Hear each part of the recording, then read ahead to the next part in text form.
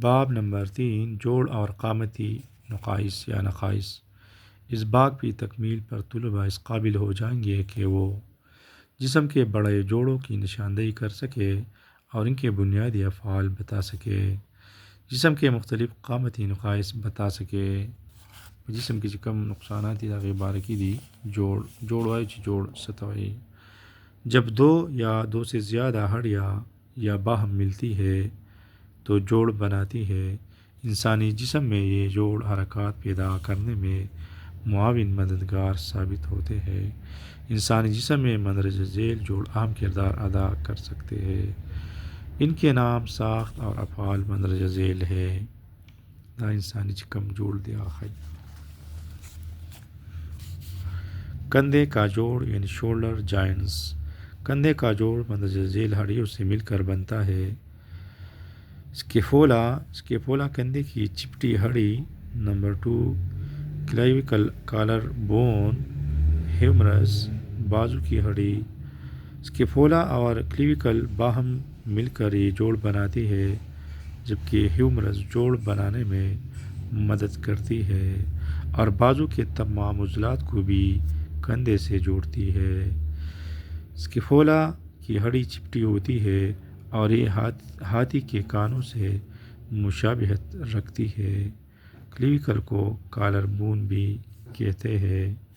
Collar bone کندھے کی چپٹی ہڈی، بازو کی ہڈی۔ لازم سر شولڈر جوڑ یعنی دولی۔ کندھے کی جوڑ کی حرکات۔ کندھے کے جوڑ میں مندرجہ ذیل حرکات ہو سکتی ہے۔ نمبر 1، ایبڈکشن باہر کی جانب حرکت۔ جب اسکیپولا ریڑھ کی ہڈی سے پایا دور یا باہر کی طرف جاتی ہے تو باہر کی جانب حرکت یعنی ایبڈکشن وقوع پذیر ہوتی ہے۔ نمبر 2، ایڈکشن اندر کی جانب حرکت۔ جب اسکیپولا کندھے کی ہڈی یا ریڑھ کی ہڈی کی جانب حرکت کرتی ہے تو اندر کی طرف حرکت ایڈکشن کہلاتی ہے۔ نمبر 3، گھمانا یعنی روٹیشن۔ کندھے کو اوپر اور نیچے کی جانب گھمانے کی حرکت۔ کہنی کا جوڑ the elbow joints۔ کہنی کا جوڑ یعنی elbow joint مندرجہ ذیل ہڈیوں سے مل کر بنتا ہے۔ نمبر 1، ہیومرس بازو کی اوپر والی ہڈی۔ نمبر 2، ریڈیس بازو کی نیچے والی ہڈی۔ نمبر 3، النا بازو کی اوپر والی ہڈی۔ ہیومرس بازو کی نیچے والی ہڈی ریڈیس اور النا بازو کے نیچے والی ہڈی۔ یہ ایک قبضہ دار جوڑ ہے جس کی بناوٹ میں ہیومرس، النا اور ریڈیس حصہ لیتے ہیں۔ کہنی کا جوڑ زیادہ تر ہیومرس کے نچلے سرے اور النا کے اوپر والے حصے سے مل کر بنتا ہے۔ اس کے علاوہ ریڈیس کا اوپر والا سرا ہیومرس کے نچلے سرے سے ملتا ہے۔ یہ جوڑ کہنی کے اندر واقع ہوتا ہے۔ کہنی کے جوڑ میں سکڑنے اور پھیلنے کی حرکات ہوتی ہے۔ کہنی کے جوڑ کے مضبوط بندھن کی وجہ سے سکڑنے اور پھیلنے کی حرکات کے علاوہ کوئی دوسری حرکت نہیں ہو پاتی۔ کولے کا جوڑ ہپ جوائنٹس۔ یہ جوڑ مندرجہ ذیل ہڈیوں سے مل کر بنتا ہے۔ کولے کی ہڈی، ران کی ہڈی۔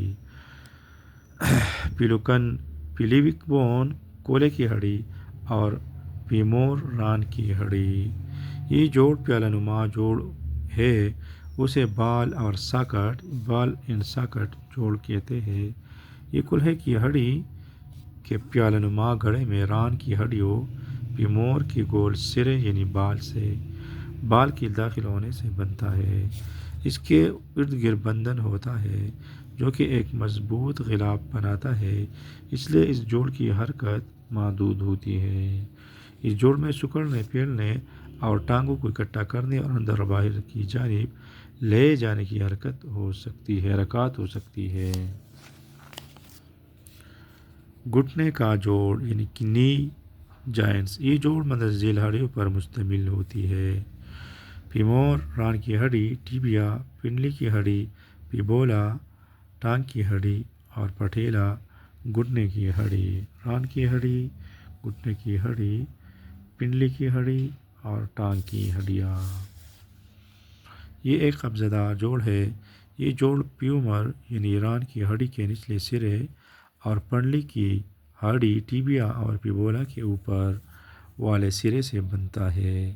چونکہ یہ جوڑ سارے جسم کا وزن اٹھاتا ہے، اس لیے ٹیبیا اور پیبولا پیومر کے اوپر پٹیلا کی ہڈی اسے مضبوط کرنے کے لیے رباطوں سے جڑی ہوتی ہے، اور اس میں رگڑ کے اثر کو کم کرنے کے لیے لیسدار مادہ سائنووائل فلوئڈ موجود ہوتا ہے۔ یہ جوڑ بھی محدود حرکات کر سکتا ہے، جس میں سکڑنا اور پھیلنا شامل ہے۔ قامت یعنی پوسچر، جسم کے مختلف حصوں کا باہم موضوع اور متناسب ہونا قامت کہلاتا ہے۔ قامت وہ بنیادی ڈھانچہ ہے جس پر کسی فرد کے متوازن شخصیت کی تعمیر کا انحصار ہوتا ہے۔ اچھی قامت اچھی شخصیت اور خود اعتمادی کا انعدار ہوتی ہے۔ اچھی قامت ریڑھ کی ہڈی میں موجود پتری خم کو متوازن رکھنے سے حاصل ہوتی ہے۔ ریڑھ کی ہڈی میں اوپر کی جانب اور نیچے کی جانب قدرتی طور پر 4 خم پائے جاتے ہیں۔ ان 4 خموں میں سے کسی ایک میں بگاڑ ہو تو دوسرے خم میں بھی کمی یا اضافے کا باعث بن سکتا ہے۔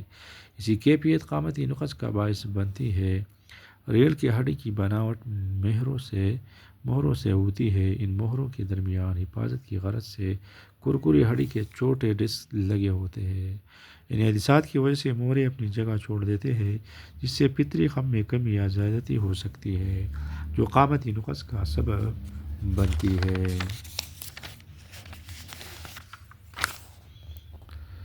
قامتی نقائص اکثر چھوٹی عمر میں ہی پیدا ہوتے ہیں، کیونکہ چھوٹی عمر کے بچوں کی ہڈیاں نرم ہوتی ہیں، لہٰذا ان کے اعضاء غلط اثرات جلد قبول کر لیتے ہیں۔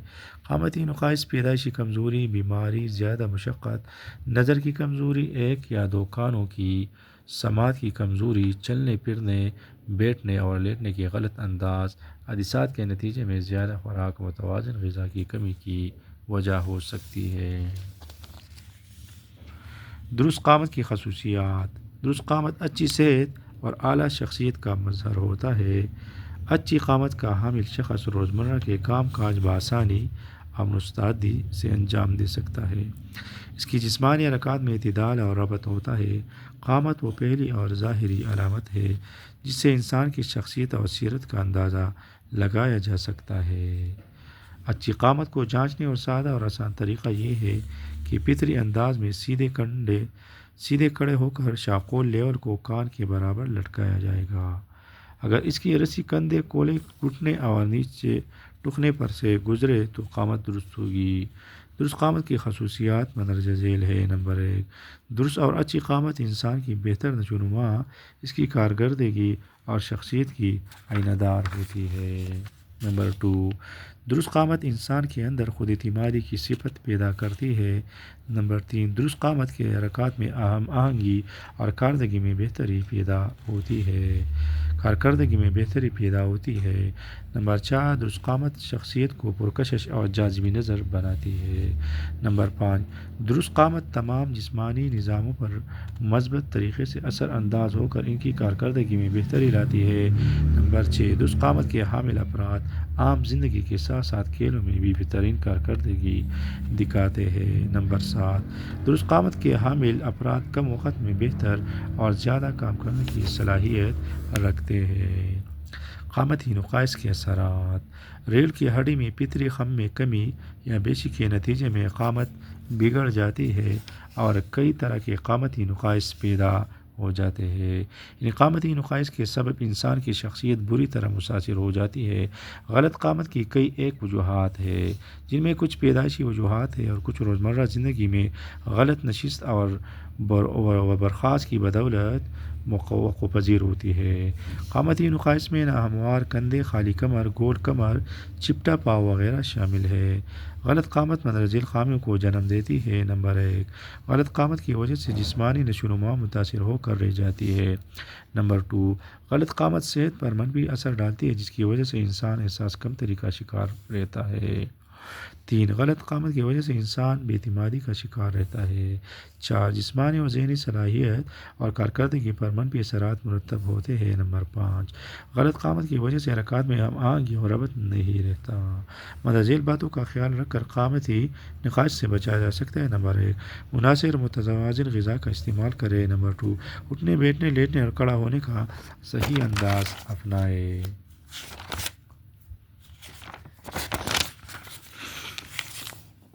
نمبر 3. مناسب ورزش کا اہتمام باقاعدگی سے کریں۔ نمبر 4. مثبت سوچ اور مثبت رویہ اپنائیں۔ نمبر 5. نیند اور آرام کا خیال رکھیں۔ اہم نکات: 2 ہڈی آپس میں مل کر جوڑ بناتے ہیں۔ جسم کی ساری حرکات جوڑوں کی مدد سے ہوتی ہے۔ انسانی جسم کے بنیادی جوڑوں میں کندھے کا جوڑ، کہنی کا جوڑ اور کولے کا جوڑ اور گھٹنے کا جوڑ شامل ہے۔ کندھے کا جوڑ اسکیپولا، کلیوکل اور ہیومرس ریڈیوس سے مل کر بنتا ہے۔ کہنے کا جوڑ ہیومرس ریڈیوس اور النا ہڈیوں پر مشتمل ہوتا ہے۔ کولے کا جوڑ پیلوک اور فیمور ریڈیوس سے بنتا ہے۔ گھٹنے کے جوڑ میں فیمور، ٹیبیا، فیبولا اور پٹیلا کی ہڈیاں ہوتی ہیں۔ جسم کے مختلف حصوں کا موضوع متناسب ہونا قامت کہلاتا ہے۔ قامت کی 2 اقسام ہیں: درست قامت اور غلط قامت۔ اس طرح آپ یہاں مشق بھی ملاحظہ کر سکتے ہیں۔